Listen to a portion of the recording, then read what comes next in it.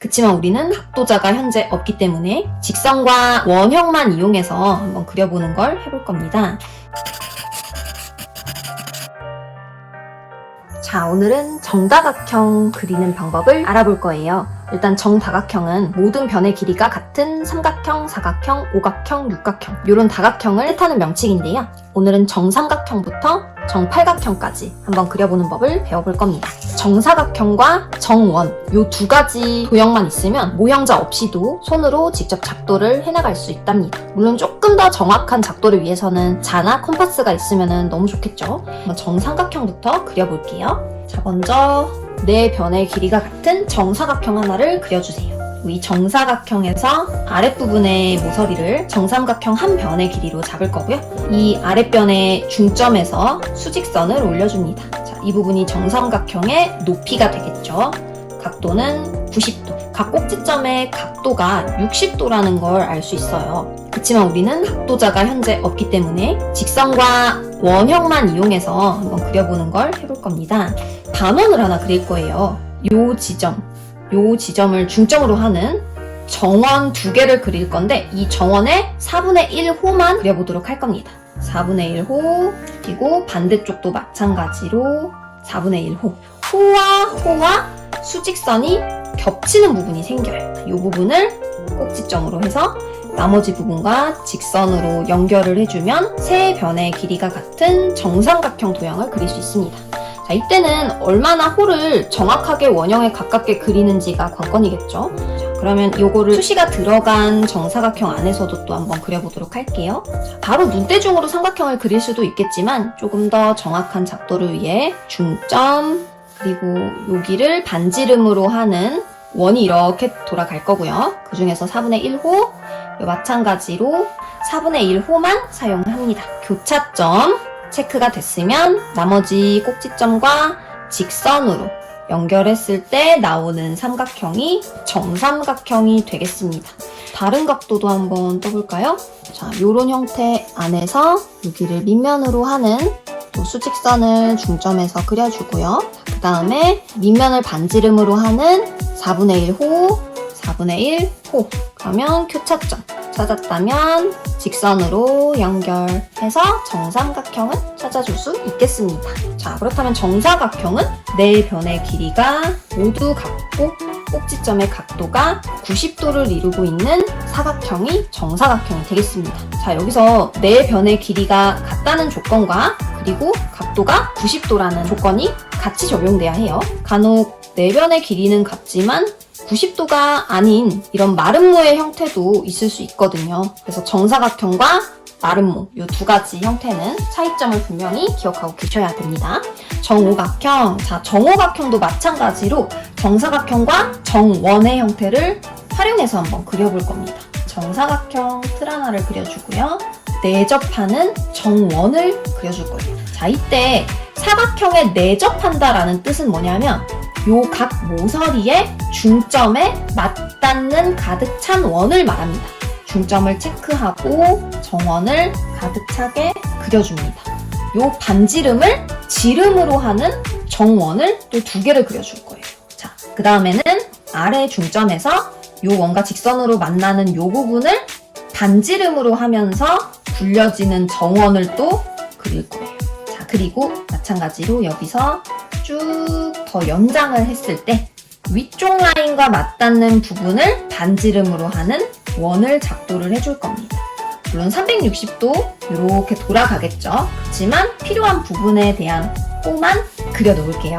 그러고 나면 내접한 원과 지금 그린 아래 호, 위에 호와 만나는 교차점이 있어요.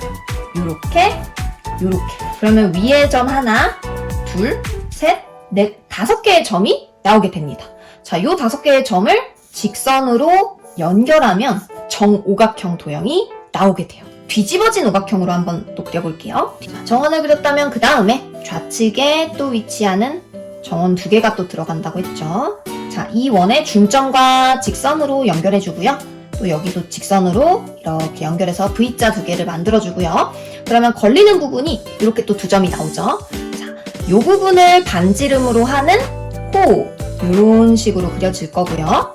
또 더 연장돼서 이 길이를 반지름으로 하는 원의 호. 이때 호가 찌그러지지 않게 잘 체크하면서 그려줘야 합니다.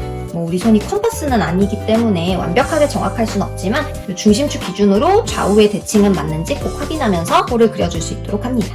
안에 내접했던 원과 각 호가 겹치는 부분, 교점이 존재한다고 했어요. 자, 지금 찍고 있는 요 교점 4개와 아까 전에 찾아놨던 꼭지점, 요 5개의 점을 직선으로 연결하면 뾰족한 부분이 아래쪽으로 향하는 정오각형이 만들어집니다. 입체로도 한번 그려볼게요. 정사각형을 비스듬히 본 각도에서 정사각형, 중심축 십자선 그리고 내접하는 큰 원, 또 반지름을 지름으로 하는 원 2개, 그 다음에 꼭지점을 어디로 할지 정했을 때 이쪽으로 해볼게요. 작은 원의 중점과 직선, 또 작은 원의 중점과 직선으로 연결한 후에 이 부분을 반지름으로 하는 또 마찬가지 호. 이때도 중심축 기준으로 얘가 360도 돌아갔을 때 원이 맞는지 잘 보셔야겠죠? 바깥쪽 부분 요 길이를 이렇게 원으로 하는 호, 와이퍼 닦듯이 또 마찬가지로 이렇게 360도로 돌아가겠지만 필요한 부분은 이쪽에 호기 때문에 여기만 그려 놓을게요. 교점 4개가 존재해요. 여기 2개, 여기 2개. 요 점 5개를 직선으로 연결하면 정오각형이 나옵니다. 여기서 정오각형은 요 정사각형에 내접하는 원에 한 번 더 내접하는 도형이 돼요. 자, 정오각형이 조금 작동하는 법이 까다로웠습니다. 자, 이번에는 그러면 정육각형을 한번 그려볼 건데요. 정육각형 마찬가지로 정사각형에서부터 출발을 합니다. 중심을 지나는 십자선도 보조선으로 그려줍니다. 그 다음에 여기서 중요한 거, 정육각형도 정원에 꼭지점이 내접한다는 사실, 그걸 꼭 체크해서 기억을 해주시고요. 자, 이 원과 크기가 똑같은 반원을 양쪽에 하나씩 더 그려주세요. 양쪽에 이렇게 그려지고 또 마찬가지로 이렇게 맞닿겠죠. 얘는 바깥에 원이 생기고 얘도 바깥에 원이 생기는 형태가 됩니다. 이 원과 반원의 호가 겹치는 교차점이 만들어져요. 사각형과 교차하는 접점, 이렇게 6개의 점을 직선으로 연결하면 정육각형 완성입니다. 자, 이번에는 이걸 각도를 살짝 틀어서 뾰족한 부분이 상하에 위치하게 또 그려보겠습니다. 정사각형 그리고요. 수직 수평선으로 교점 찾아주고요. 그 다음에 이 정사각형에 내접하는 가이드를 그려줍니다. 그 다음에 이번에는 뾰족한 꼭지점이 위와 아래에 위치할 거기 때문에 반원을 위아래로 그려주도록 할게요. 그러면은 처음에 그렸던 원과 교차하는 점이 4군데가 생기죠. 위아래의 교차점, 직선으로 연결, 정육각형이 또 만들어진답니다. 자, 이것도 마찬가지로 기울어진 시점 안에서 또 정육각형을 그려보도록 할게요. 자, 정사각형 틀 안에서 내접하는 타원, 거기에 대한 반원도 위와 아래로 들어가겠죠. 약간 소문자 X 모형을 넣는다는 느낌으로 그려주시면 되겠습니다. 그리고 접점 4개와 방금 찾아놨던 꼭지점 2개를 직선으로 연결할 때 이 기울기와 일치하는지 확인해 주시고요. 비스듬히 본 정육각형도 손쉽게 그릴 수 있죠. 그렇다면 이번에는 마지막으로 정팔각형을 한번 그려보도록 하겠습니다. 마찬가지로 정사각형 틀에서 항상 시작을 해볼게요. 각 모서리의 중점을 찾아주고요. 여기서 또 하나, 대각선을 그려줄 거예요. 가위표를 찾아줍니다. 이제 이 정사각형에서 내접하는 원 하나를 그려주기만 하면 돼요. 정원을 그려주고 나면 방금 전에 그렸던 수직 수평선, 대각선 라인과 교차하는 접점이 발생합니다. 이 접점을 다 체크하면 점의 개수가 8개. 직선으로 연결하면 한 변의 길이가 모두 같은 정팔각형의 도형이 만들어지게 되겠죠. 자, 이번에는 그럼 정사각형을 조금 비틀어서 45도 각도로 틀어진 마름모 안에서 각 모서리의 중점들을 연결하고 대각선도 연결되어 있고요. 사각형에 내접하는 정원을 그려주고요.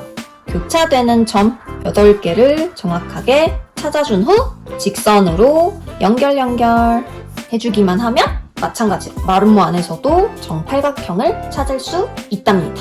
비스듬히 본 시점에서의 형태를 한번 찾아볼게요.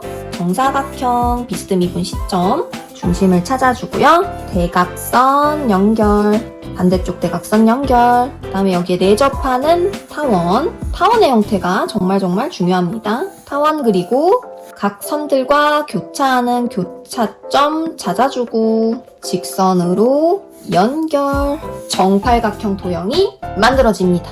자, 여기서 두께 응용을 해보자면 정육각형과 그리고 지금 그린 정팔각형에서 일정한 두께를 넣었을 때는 어떤 소재가 만들어지는지 한번 알아볼게요.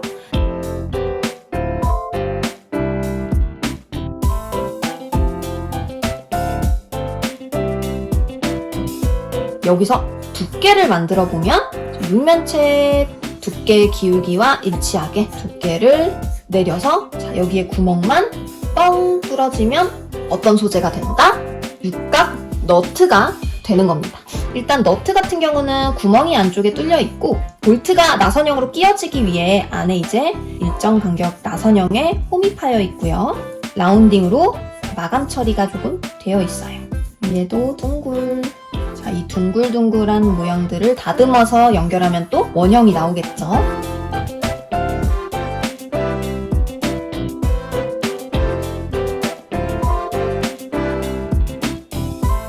이번에는 정팔각형에서 두께를 한번 찾아볼게요. 그럼 어떤 도형이 나오는지.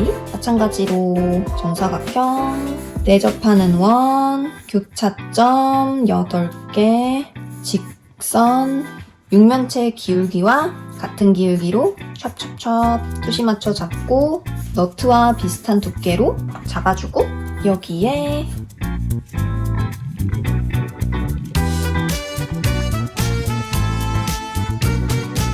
자, 요런 한나라 한이라는 한자어가 팔각형의 두께가 있는 입방체 안에 새겨진 거는 장기알이 되겠습니다.